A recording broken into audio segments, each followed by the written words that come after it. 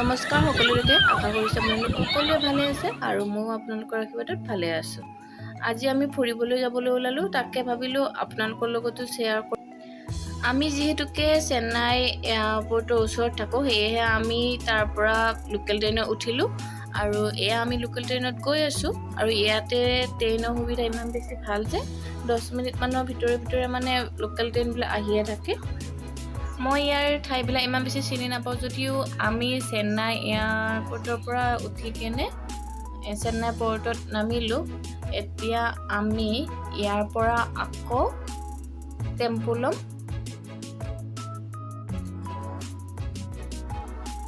ইয়াতে আমি এখন টেম্পু ল'লোঁ আৰু আমি গৈ আছোঁ চেন্নাইৰ মেৰিনা বীচ। আপোনালোকক যে কৈছিলোঁ এঠাইলৈ গৈ আছোঁ বুলি, আমি গৈ আছোঁ চেন্নাই মেৰিনা বীচ।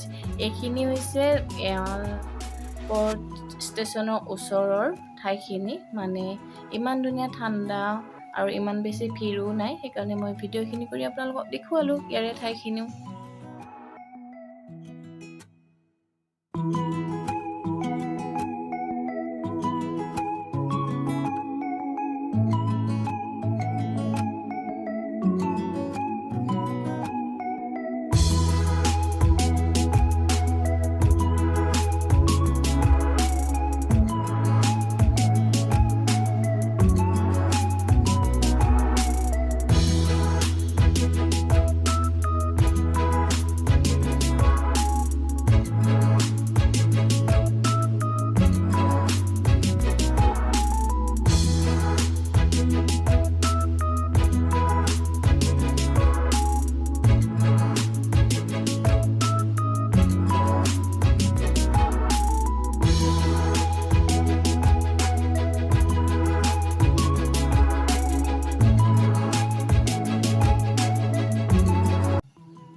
অটোত আমি 2 কিলোমিটাৰমান অহাৰ পিছতে আমি আহি পালোঁ মেৰিনা বীচ। আৰু ইয়াতে চাওকচোন ইমান বেছি মানুহ, বাপৰে আচৰিত। আগতেও আহিছোঁ কিন্তু ইমান মানুহ সিদিনাখন লগ পোৱা নাছিলোঁ, আজি বহুত বেছি মানুহ দেখা পাইছোঁ। এইখন হৈছে মেইন গেটখন, চাওকচোন আপোনালোকে কিমান মানে মানুহ, আচৰিত। এইখিনিৰ পৰাতো গোটেই বালিয়ে আৰু এইখিনিৰ পৰা অকণমান খোজকাঢ়িয়ে যাব লাগিব সাগৰলৈকে। কিমানমান হ'ব মোৰো আইডিয়া নাই, ইমান বেছিও নহয় বাৰু, হ'লেও বালিত খোজকাঢ়িবৰ কাৰণে মানে বহুত বেছি অসুবিধাৰ কাৰণে বহুত দূৰ লাগে। আৰু এনেদৰে নহ'লে আপোনালোকে ঘোঁৰাতো যাব পাৰে, ঘোঁৰাত ল'লে 200-300 মান লয় আৰু উঠিব পাৰে ইচ্ছা কৰিলে, কিন্তু ঘোঁৰাত উঠিব ভয় লাগে বাবে ঘোঁৰাত উঠা নাই, আমি এনেদৰে খোজকাঢ়িয়ে গৈছোঁ। অকণমান দূৰ যোৱাৰ পিছতে সাগৰৰ পাৰতে ইমান অকণমানি ছোৱালীজনী কি যে কৰি আছে, ইমান বতাহ, আপোনালোকে গম পাইছে চাগে, দেখা পাইছে চাগে ইমান বতাহ বলি আছে, তথাপি ছোৱালীজনীয়ে বাপৰে এডাল এনেদৰে অহা যোৱা কৰি আছে। আমি আহি এতিয়া সাগৰৰ পানী ওচৰ পালোঁ আহি, আৰু ইয়াতে আমি অকণমান খেলি লওঁ পানীত। আৰু সাগৰত আহি ভালে লাগে বাৰু ইয়াতে, কিন্তু আজি মানে বতৰটো বেয়া আৰু অকণমান লেতেৰা পানীও আহিছে, মানে লেতেৰা মানে ফেন বেছিকৈ আহিছে আৰু পুলিচো ওচৰত আছে, মানে বহুত দূৰলৈকে মানুহ যাব দিয়া নাই। সাগৰৰ ইয়াতে আহি মোৰ যিমান ভাল লাগে সিমান বেছি মোৰ ভয়ো লাগে।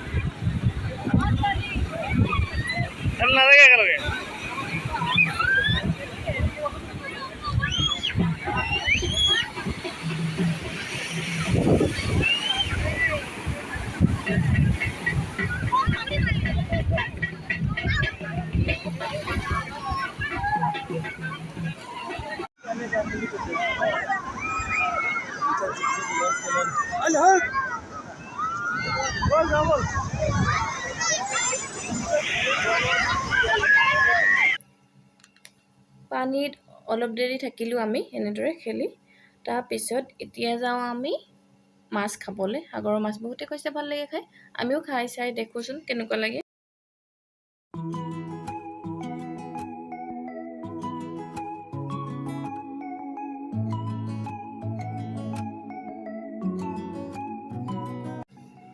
সাগৰৰ পাৰততো এনেকুৱা মাছৰ দোকান বহুত বেছি আছে। আমি এখনত সোমালোঁ মাছৰ দোকানত আৰু কিবা কিবি এনেকুৱা মাছ চালোঁ। 2 প্লেটমান সৰু আৰু 2 প্লেট ডাঙৰ মাছ অৰ্ডাৰ কৰিলোঁ আৰু অলপ দেৰি বহিছোঁ, তেওঁলোকৰ ভাজি হয় মানে।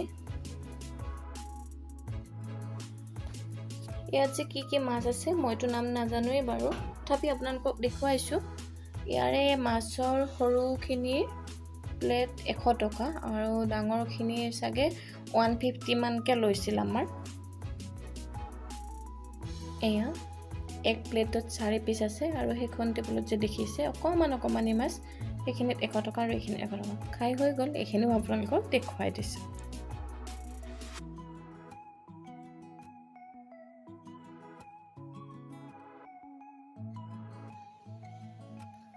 এইবাৰ আহিল একদম সাগৰৰ পাৰত ফুৰিব যোৱাৰ মেইন উদ্দেশ্য। ইয়াতে কিবা কিবি মণি মুকুতা পায় আৰু মই আচলি হয় নে নহয় নাজানো, মুকুতা লৈছোঁ আৰু এনেকুৱা শামুক চামুক লগা গ্লাছ এখনো লৈছোঁ। তাৰপিছত আৰু কি ল'লোঁ, ব্ৰেচলেট আৰু কাণফুলি। আপোনালোকক দেখুওৱা নাই বাৰু, তথাপি কৈ দিছোঁ আৰু মই কি লৈছোঁ। এইখন দোকানৰ পৰাই লৈছোঁ। চাওকচোন দোকানখন একদম শামুক মণি মুকুতা এইবিলাকেদি ভৰ্তি হৈ আছে দোকানখন।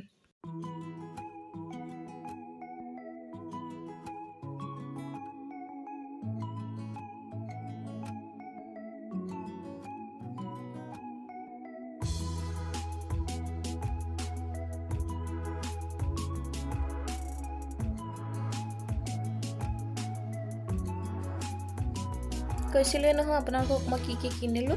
এইখিনি কিনি হোৱাৰ পিছত আন্ধাৰ হৈছে বহুত। এতিয়া আমি যাব লাগে ৰুমত আৰু এইখিনি হৈছে বাহিৰত আপোনালোকক যে যাওঁতে দেখাইছিলোঁ গেটখনৰ সন্মুখৰখিনি, এইখিনিয়ে কিন্তু আন্ধাৰত বেছি ভাল লাগিছে বাবে মই আকৌ এবাৰ আপোনালোকক দেখুৱাই দিম।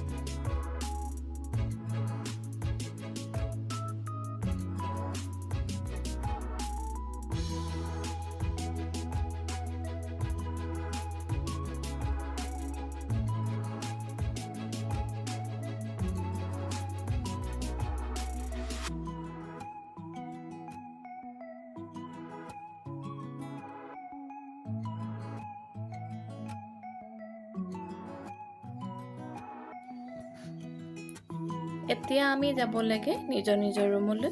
আমি যাব আহিলোঁ। এইখিনি ব্ৰিজখন তেতিয়াও আপোনালোকক দেখাইছিলোঁ, কিন্তু আন্ধাৰত যে লাইট জ্বলি আছে ইমান ধুনীয়া লাগিছে, সেয়েহে আপোনালোকৰ লগতো শ্বেয়াৰ কৰিলোঁ। আৰু ভিডিঅ'টি ভাল পালে মোৰ চেনেলটি ছাবস্ক্ৰাইব কৰিব। আৰু আমি তাতে সাগৰ পাৰত উঠা কেইকপিমান ফটো আপোনালোকৰ আগত আগবঢ়ালোঁ। এয়া হৈছে আমাৰ লগৰে অসমৰ হয়, সেয়েহে আমি একেলগে ফুৰো আৰু য'ত গ'লেও যাওঁ আৰু একেলগে। আপোনালোকৰ লগতো তেওঁলোকক দেখুৱাই দিলোঁ।